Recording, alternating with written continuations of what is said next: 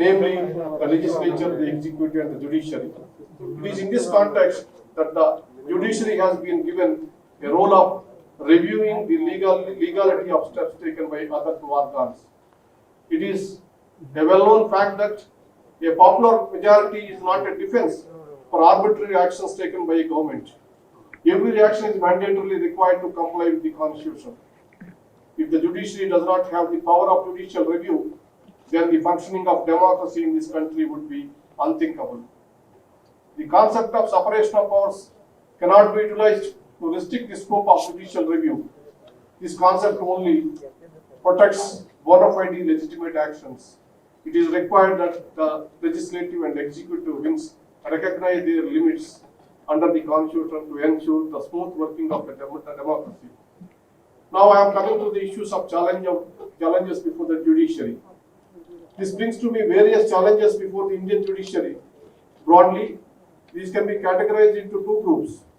The first relates to issues before the judiciary due to changing times. I call these new challenges.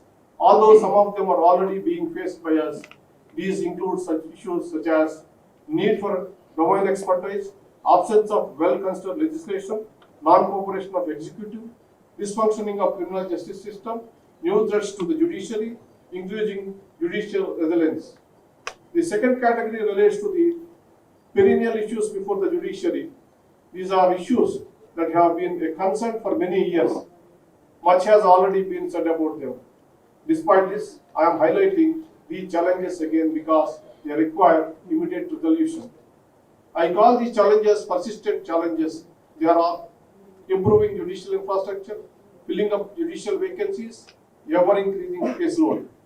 I will first discuss the new challenges to be faced by the judiciary before giving some of my thoughts on the persistent challenges. Due to the rapid development of science and technology, new types of problems and cases are coming up every day. Take, for example, the internet. Sale of illegal material on the dark web, identity theft, fraudulent online transactions, hacking, spread of defamatory content, and hate speech, etc. are all challenges that we must confront. Another example relates to the money laundering or crime funding through virtual currencies. At present, even understanding the mechanisms underlying such an offense might be beyond our judges and the investigators. An additional layer of complexity relates to issue of jurisdiction over the above. Apart from changing dimensions of criminal law, there is also new and complicated civil issues that have arisen due to advances in the science and technology. These are all transforming the legal landscape and require judges and other authorities to have vast technical knowledge.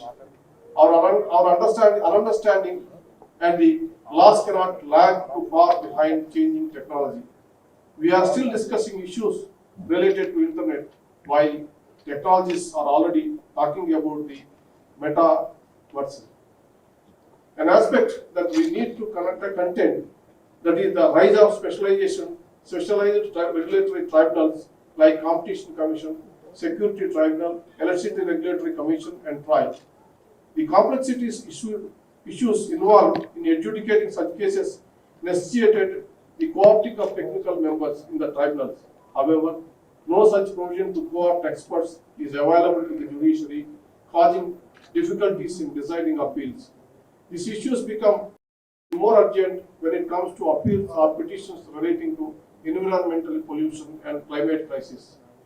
There is therefore requirement of domain experts. We not only need highly trained judges and lawyers well versed in fundamental legal principles, but also those with an understanding of developments across various fields. It is necessary to have continued judicial training from technical experts. Legal education needs to keep pace with the time and constantly update their curriculum. Absence of well-considered legislation. I have highlighted this issue earlier, but there is usually no impact assessment or basic scrutiny of constitutionality before passing of legislation. The minimal that is expected out of the legislature while drafting laws is that they abide by settled constitutional principles. While making laws, they must also thinking of providing effective remedies for the issues which may arise out of the law.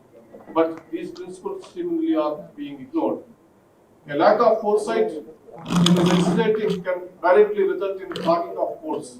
For example, the introduction of Bihar Prohibition Act in 2016 resulted in the High Court being clogged with bail applications. Because of this, a simple bail application takes 1 year to be disposed of. Unrefined laws needs to mushrooming of litigation. A proposed law can only be refined through the involvement of all stakeholders and through meaningful debate.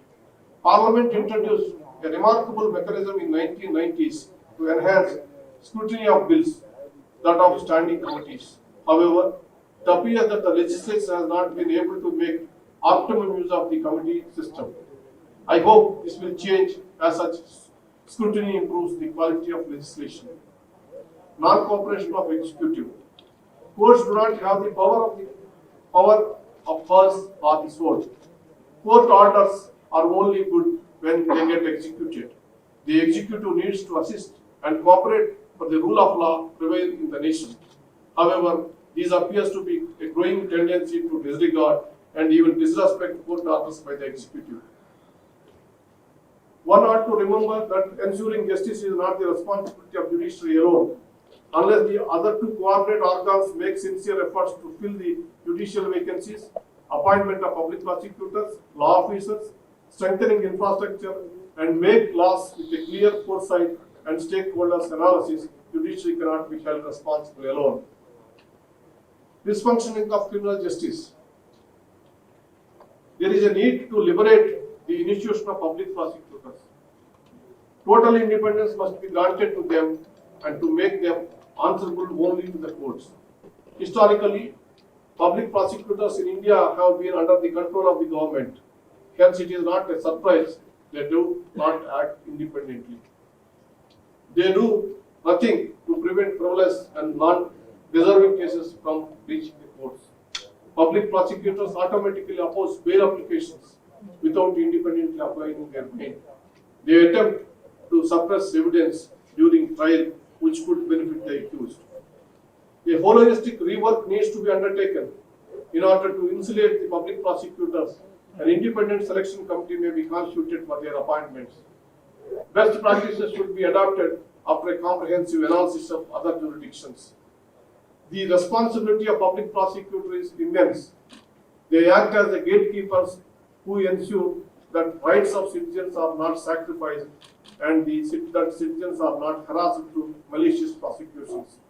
Another facet of the criminal justice system that needs to be changed relates to investigators. There is absolutely no system of accountability in place for faulty and normally delayed investigations. A person wrongfully incarcerated due to the false implication loses his right to liberty, property, etc. He suffers enormously. There is no real remedy left for him and no compensation whatsoever even after an acquittal. New threats to the judiciary. An area of grave concern for the judiciary, which at the head of the family I have highlighted many times. In the increasing attacks of the judges, recent times physical attacks on judicial officers are on the high rise. At times, there are also concerted campaigns in print and social media against judges if parties do not get a favorable order. These attacks appear to be sponsored and synchronized. The new law enforcing agencies, particularly the specialized agencies, need to deal with such malicious attacks effectively. It is unfortunate that unless the court interferes and passes orders, the authorities generally do not proceed with the investigation. The governments are expected and duty-bound to create a secure environment so that judges and the judicial officers can function fearlessly. Another aspect which affects the fair functioning and independence of judiciary is rising number of media trials. The new media tools have enormous amplifying ability but appears to be incapable of distinguishing between right and wrong, good and bad, and the real and fake. Media trials cannot be a guiding factor in deciding cases, including increasing the judicial resilience. The necessity to co-opt technology in the judicial process was brought into sharp focus with the COVID-19 pandemic. Virtual hearings allowed court proceedings to take place at the peak of the pandemic. It proved to be an essential tool towards enhancing access to justice. Of course, there are many issues with virtual hearings that needs to be worked on. The main challenge is to turn it into an effective system. For the same, courts, litigants and advocates must be equipped with adequate infrastructure across the country. Unfortunately, this is not yet in place. There is a wide gap to be bridged. Advocates and litigants who are from rural areas, smaller towns, or who are economically weaker are disadvantaged and excluded. They have suffered immensely. This needs to be remedied. Virtual hearings are just one method to increase the resilience of the system. However, this endeavor still needs much introspection, and we need to develop tailor-made platforms to meet the specialized needs of the judiciary. Now I am coming back to the persistent challenges, that is improving judicial infrastructure. I now come to some of the issues which we are facing. The current state of judicial infrastructure is terrible, to say the least. It does not even meet the requirements of already existing judicial officers. To meet the present and future needs, a major influx of funds in a systematic plan is imperative. Setting up of the national and state judicial infrastructure authorities is long overdue, and I have been attempting to impress upon the government to do so soon as possible. The appointment of judges is a continuous process. After being elevated as the Chief Justice of India, I have focused on increasing judicial appointments. Thanks to my brothers, collegium, who has helped me all the time to do this needful thing. I appreciate the government also its effort in appointing several judges in recent times. However, some recommendations made by the High Courts are yet to be transmitted to the Supreme Court by the Union Law Ministry. It is expected that the government needs to strictly adhere to the timelines laid down in the Malik Mazar case. High Courts must also accelerate the process of making recommendations to fill vacancies. I am constantly pursuing the Chief Justice of various High Courts to take up this issue. My desire is to witness a near zero vacancy. Another issue is the alarming number of vacancies in various tribunals and subordinate judiciary also.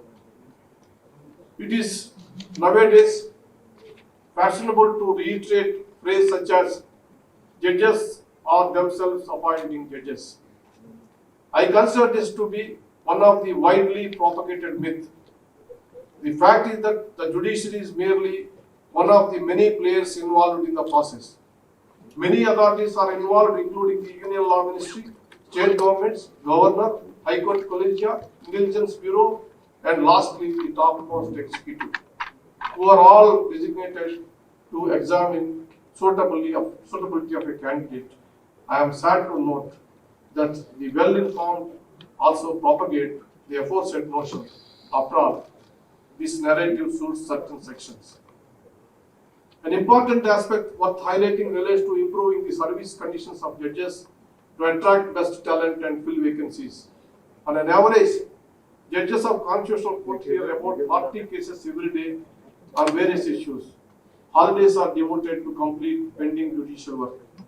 Even after 2-3 decades of service in the judiciary, after retirement, judges are not given basic security, housing or health care.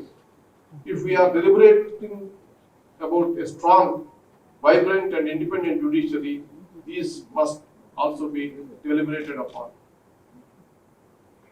Increase the caseloads. I have consciously decided to address the issue of pendency towards the end of my address. This is because I believe pendency is the most complicated and misunderstood topic. Pendency relates to cases which have not yet been disposed of, without any reference to the period it has spent in the system. Delay relates to cases which have been in the system for a period longer than what is generally required. Every delay is not an arrear. Some delays might be due to valid reasons, unwarranted delays or arrears. Backlog refers to a situation where the number of cases instituted in a period is more than the number of cases that were disposed of. Tackling judicial delay refers to reduction of arrears and backlogs. Recent studies that 4 crore 60 lakhs cases pending before the Indian courts. By itself, this number is not a very useful indicator.